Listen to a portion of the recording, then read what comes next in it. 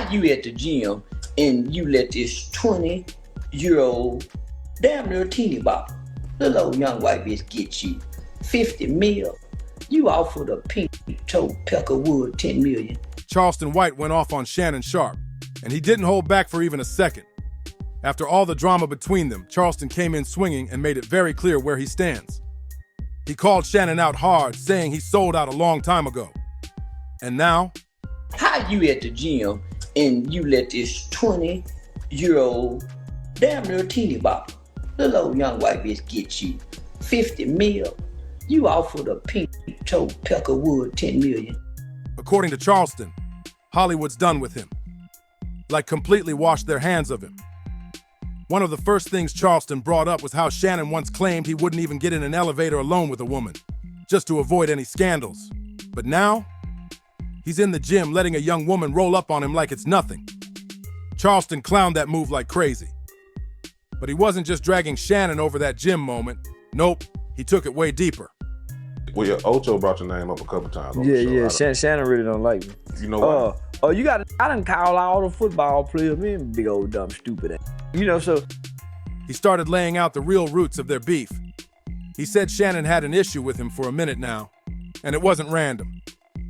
Charleston admitted he's talked wild about NFL players before, calling them big old dumb stupid men, and he even took shots at Deion Sanders.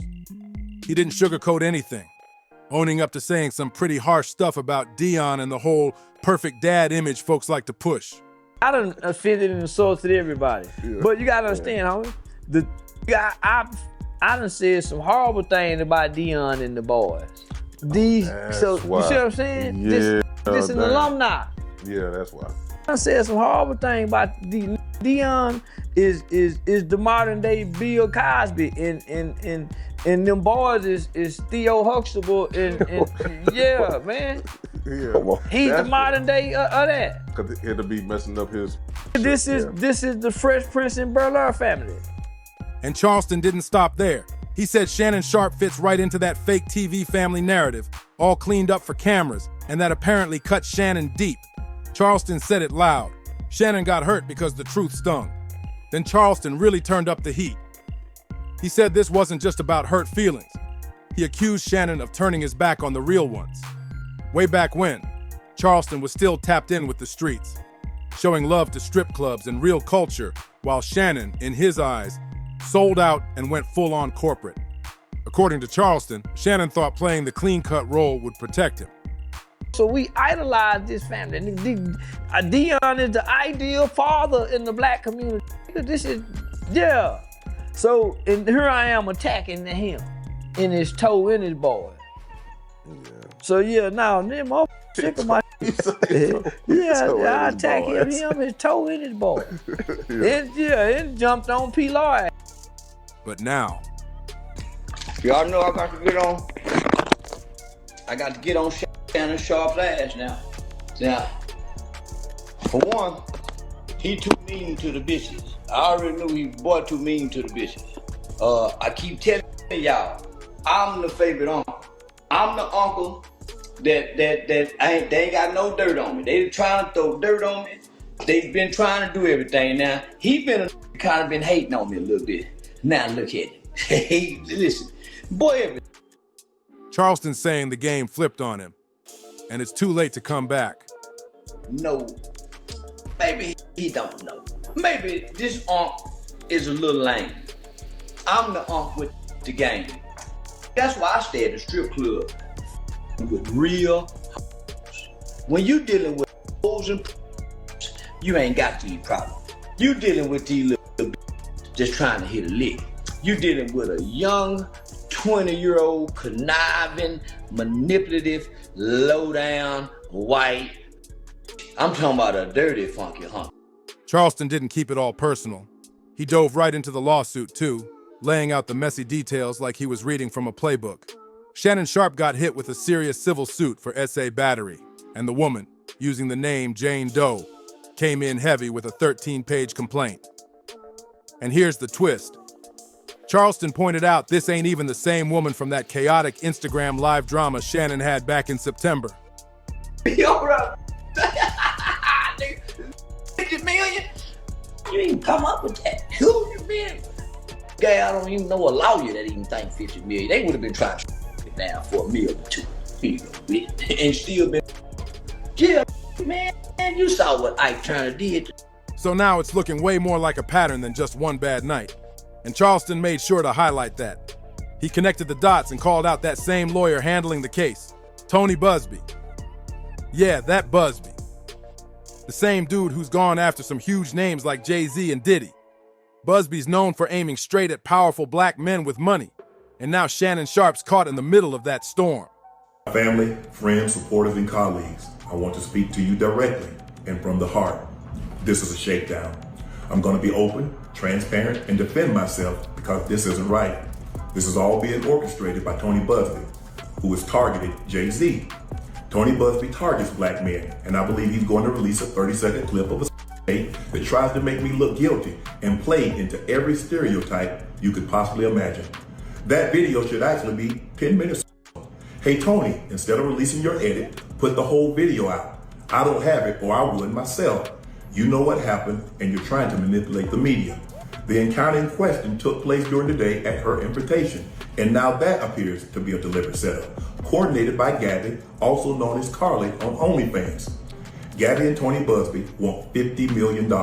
What they're getting is sued for defamation and trying to take me down. My career is all about real talk and honesty. Even with that setup sounding wild, Charleston didn't throw Shannon any sympathy, not even close. He torched him for thinking he could outsmart the system by posting texts and crying about being set up, all after the fact. That's why I stay at the strip club with real. When you dealing with hoes and you ain't got these problems. You dealing with these little just trying to hit a lick. Shannon claimed the whole thing was a scheme by Gabriella Zuniga, better known as Carly from OnlyFans, and her attorney Busby, trying to squeeze $50 million out of him. But Charleston, he wasn't having it. He laughed it off, saying Shannon should have never been out there getting caught slipping with a young woman who clearly knew how to run the game better than he did. With them, because Jesus kept on. Mary Magdalene got to walk with Jesus and his 12 disciples. Didn't get to hang out with the Savior. Only a hoe did. So I know how important a hoe is. Better learn and start appreciating and leave him pretty alone. I'm telling you, he in the gym working out, looking like a big old black. Charleston broke it down plain. Real ones don't move like that. He said when you mess with women who've been around, like strip club vets or streetwise girls, you don't end up in court. Those women know how to keep things quiet and handle business like pros.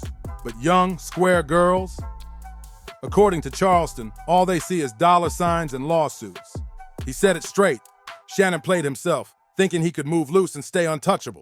Them sweatpants on. Little white girl say you got a baby in your drawer. Girl say your dick is the size of a baby. She called it, come put that big baby, black baby in me. She called it a baby black baby. Whatever she would call it, she called it a baby. Boy got an infant in his drawer. Do you know what you could do, Unc, in the ghetto with an infant size, with money, and you got fame? Just when it seemed like Charleston was done, boom! He came with the heavy shots. Out of nowhere, he brought up Jesus in the middle of the roast, cracking jokes that even the Savior didn't kick it with square women. Charleston threw it out there. Jesus had Mary Magdalene, a woman who knew what was up, who understood how the world really worked. In his wild way, Charleston was sending a message. All them girls down over them strip club where I be hanging and fishing it, they can't even think 50 million. They even get mad at it. I want it for 50 million. You could have watched this for 50,000 in the ghetto. What happened when you leave? This what happened when you go across the railroad track and be over up. 50 million? How you even come up with that? Who you been? I don't even know a lawyer that even think 50 million. They would have been trying to shake a nigga down for $1 million or $2 million. And still, yeah, man, you saw what Ike Turner did. Real men need to recognize the value in dealing with women who already know the game, not ones just out to trap somebody. Then he spun the block back to that gym clip and torched Shannon all over again. He mocked him for showing up in sweatpants with no drawers, saying Shannon basically handed folks the exact stereotype they've been waiting to push about black men. He said Shannon played himself, falling into that trap with his eyes wide open. Yeah, Diddy gone, and y'all don't know how to get pussy on your own no more. Look at you, boy. In the workout gym, looking like